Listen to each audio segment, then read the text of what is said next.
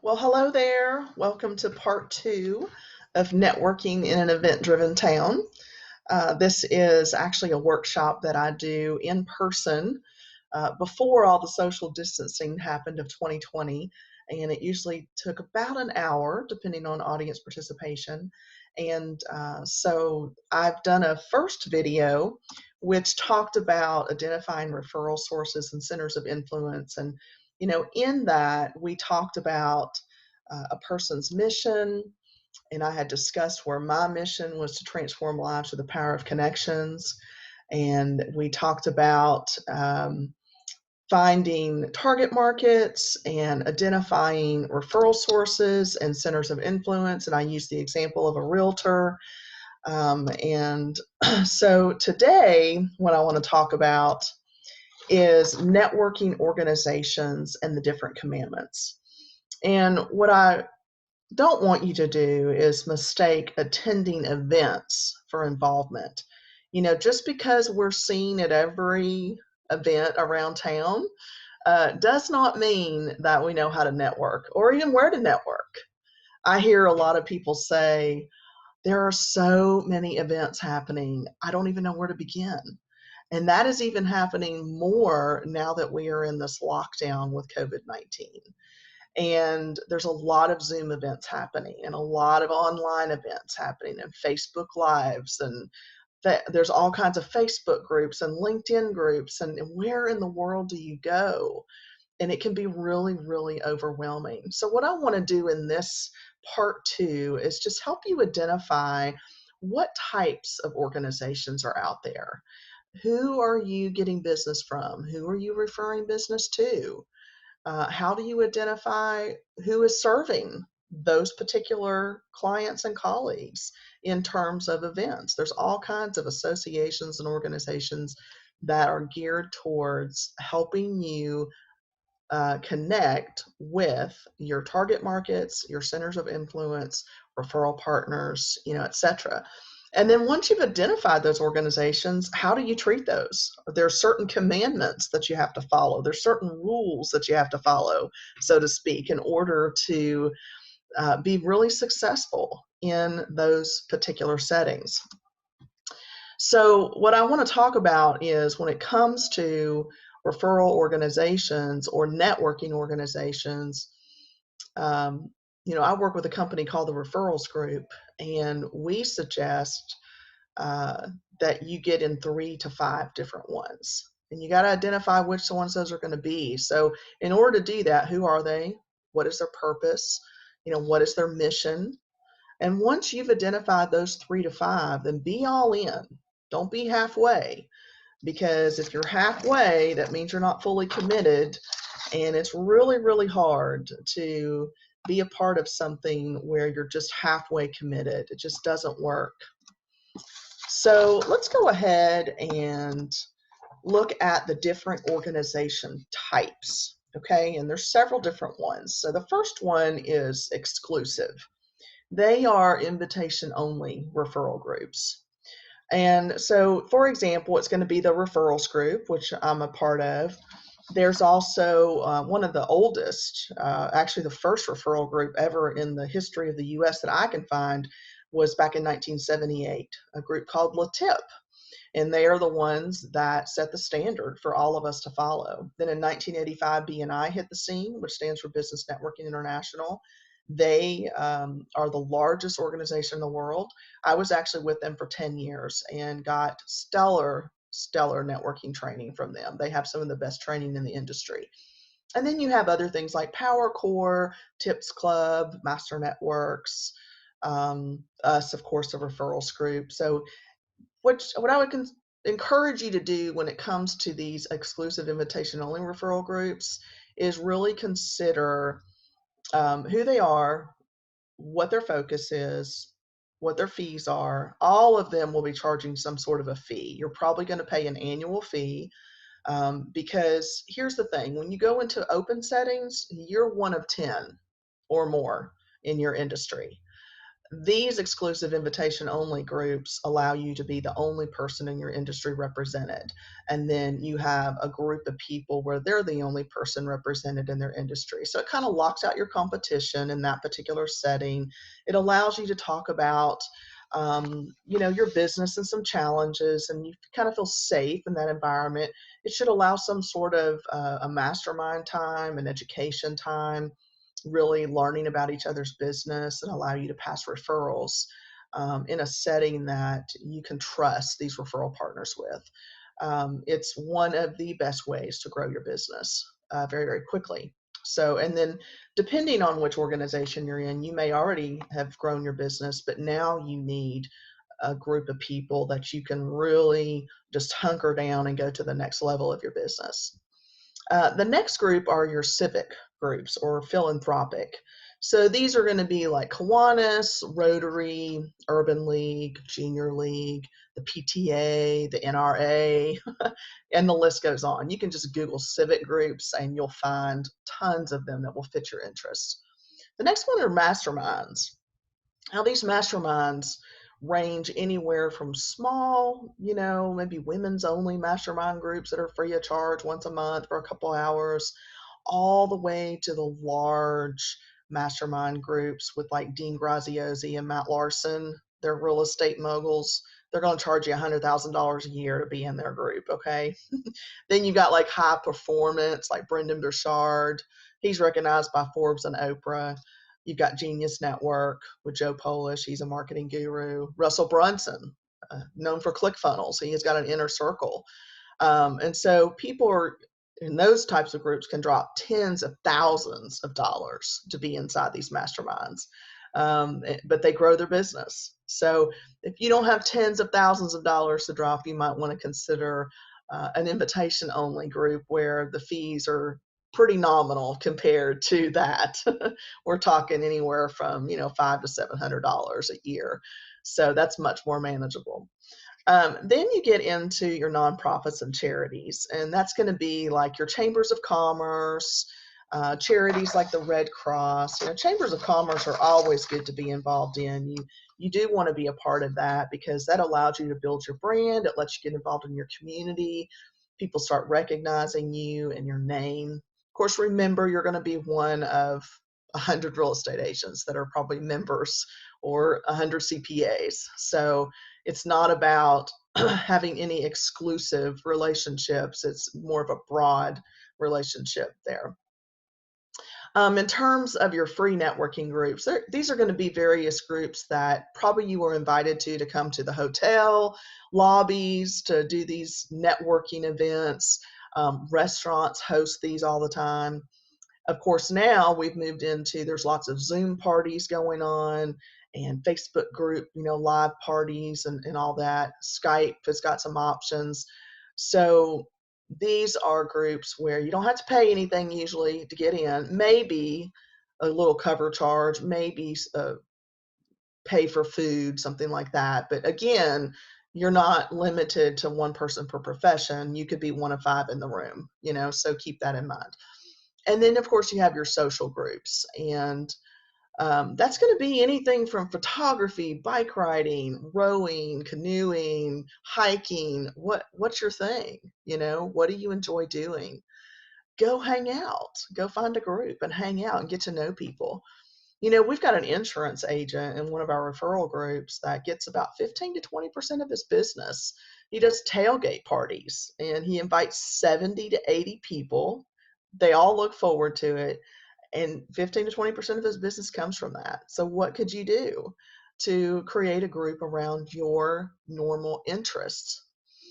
The last one is your online groups, and that's really where it's at right now. So you've got Facebook and you've got LinkedIn, Alignable, there's Instagram and TikTok and all these things. Now, don't confuse all of those applications with quote unquote groups, but there is a great way to get involved so that you have a following Okay, so that's a completely different workshop, not for this one, but and I couldn't even teach you how to use Instagram, so I would refer you to someone that knows how to do that, but they're absolutely lucrative and worth your time. So once you have identified all the different types of networking groups that are available and which ones are going to suit you and your personality, the time that you have to put in that, the type of business that you work, you're going to want to observe some business networking commandments. And Zig Ziglar says it best. He actually has one of the most generous spirits. He's a brilliant connector, and the commandments that we talk about are designed to help you form those deep relationships with people because you're genuinely interested in their success above your own. What he tells us is you can get everything in life you want if you will just help enough other people get what they want. So you're looking for groups that preach and practice reciprocity, basically. It's this giver's heart, this servant heart of what can I do to help my fellow member? That's in a closed group. And even carrying that attitude into the open groups. So I'm known as a connector. That's what people call me. I'm a connector. And a lot of you might be thinking, what is that? And I talked a little bit about it in my first video. You may want to go back and, learn the definition of that and what that means for me. But in a nutshell, it's really about who is the person in front of me and how can I connect them to the next person or resource that they need to help them take the next step in their journey. And if you just continue to do that over and over and over and over, it always comes back to you. So let's go ahead and look at some commandments for 3 different types of networking: the open networking, the closed networking, and then, of course, our online social networking. So with your open networking, this is where you're going to learn where best to spend your time and energy because you're going to very quickly know if this is the setting for you or not. Now, I've been guilty of registering for events, even scheduling them on my calendar and then not showing up. And so what I discovered about myself is it boils down to I've spread myself too thin. And I've learned that if I'm not okay, I'm not an effective leader. And if I'm not good for you, then I'm also not going to be good for the people that I'm called to serve if I'm not okay, right? I can't be any good for them if I'm not okay. You have to resist burnout. So if you want to go visit all of them, go visit all of them. But when you walk in, know what you're walking into. So here's a few things that you can do to make sure that you're successful. You want to register and schedule like it's a business meeting. Put it on your calendar and then develop some open-ended questions. Look to see who might be there. A lot of times they'll have a list, especially online now. You may see people that are registered and see who you really want to meet. Attend with a plan. Go in with the idea that you're going to meet 3 or 4 specific people. Don't try to meet everybody, okay? That's where most people make their mistake. They go and they pass their cards out to everybody. It's what we call the blackjack dealer of business cards, and you do not want to be that, okay? It's kind of an inside joke in the networking community. Never give your business card unless someone asks you for it. It's okay for you to ask, but you should not do that. You want to listen more than you talk. Ask those open-ended questions and then listen to their answer. Make sure you turn your phone off or on silent.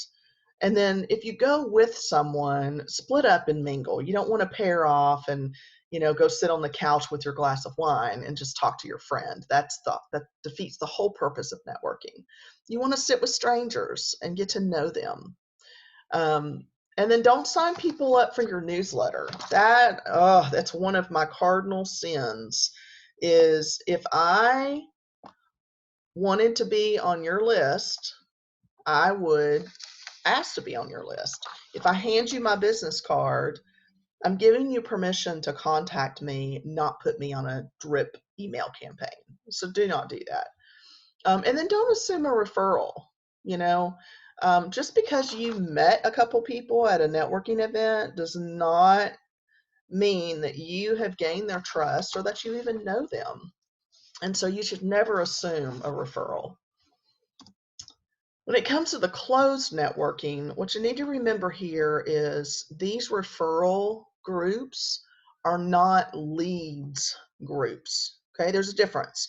A lead is something that if you're driving down the road and you see a billboard for a HVAC company, for example, and then you call your friend and say, "Hey, I saw this new HVAC company in town. Here's the phone number. I saw the billboard." That's a lead. You don't know anyone over there. You have not gotten permission to connect them with your friend. You're just passing that number. So that is not a referral. A referral is where you know someone personally, you have told them about a colleague that could potentially do business with them or could be a client for them, and you have gotten permission to connect them. And then you make that connection. They're expecting each other's phone call, they're looking forward to it. That is a referral. And so, in order to make these types of group work, you've got to focus on giving. Again, remember what Zig Ziglar said: help enough people get what they want, you get what you want. And you got to show up and be on time. Most of the closed networking groups require regular attendance, and they range anywhere from weekly to bi-weekly to semi-monthly to monthly. So just depending on, what their rules are. But whatever group you join, show up and be on time. You also got to be specific when asking for referrals. You can't just say, "I'm looking for anybody or somebody," because nobody knows anybody or somebody.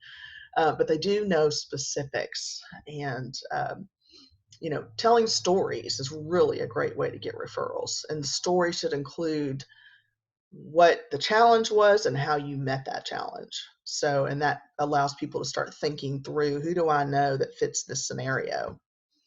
And then stay off your phone. There's nothing worse than being inside of a group. You're sitting around a table, and somebody is on their phone constantly. They're not paying attention to the speakers. They're not paying attention to the meeting agenda. They're not participating. Why even be there? You paid money to be in this group, and now all you are is on your phone. So just turn your phone off and focus that hour to hour and a half of being fully present in that group. The other thing about these closed referral groups is that you should never prospect the members. Joining a referral organization is not about trying to get business from its members. Think about it.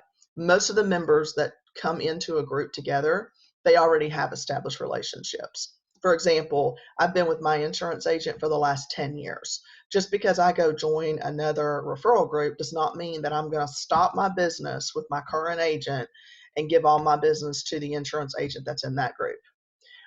What a membership does is it allows me an opportunity to get to know this new agent. And then if he proves to be a man of his word, ethical, takes care of his clients, then I'm happy to refer him to my outer circle, and refer him to referral partners. So that is the goal. So never try to prospect a member. Now, does that mean that you'll never get business from? No, of course, members do business with members, but you should never go in with that goal. The other thing is to meet with members individually. And these are called one-to-ones or face-to-face meetings.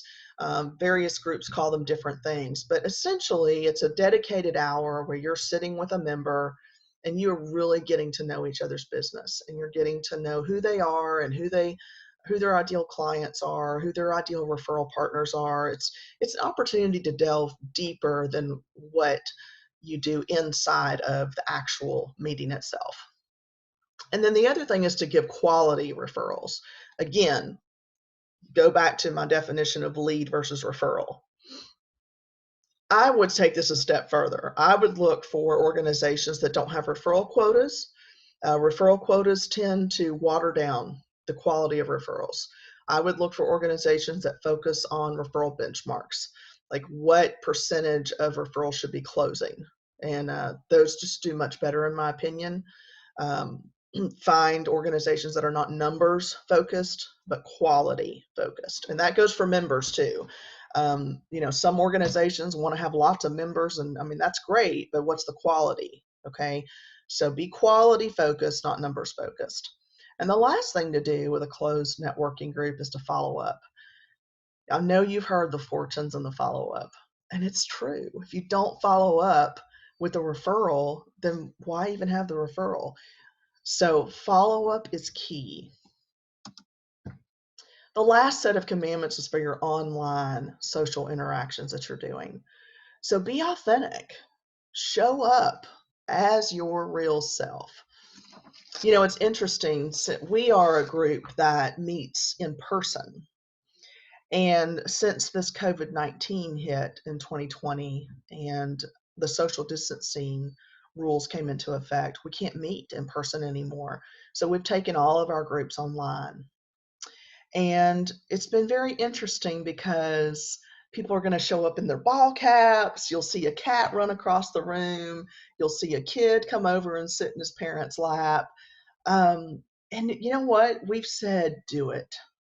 It's important to just show up as your authentic self because you're not going to be dressed up all the time. And if your kid wants to know what you're doing with your work, introduce them to the group. We just think it's important to be very authentic. Now, does that mean that you should always dress down, never put makeup on, never do your hair? No, of course not. Show up depending on what type of setting it is. You want to show up to meet that expectation. But as a general rule, just be who you are. The other thing is for online, don't spam and don't sell. If someone connects with you online, it's okay to send a message to say, hey, thanks for connecting with me. I really appreciate that. And it's even okay to say, I'd be interested to learn more about your business if you'd be open to that. But you should never send them a link to your business, an offer, what you're selling. That is so inappropriate and uncalled for. It's like opening the door to the door-to-door salesperson uninvited. We don't appreciate it. You don't like those types of phone calls, unsolicited phone calls trying to sell you something. So don't do it online. Highly inappropriate. If you're doing it, stop. Please stop.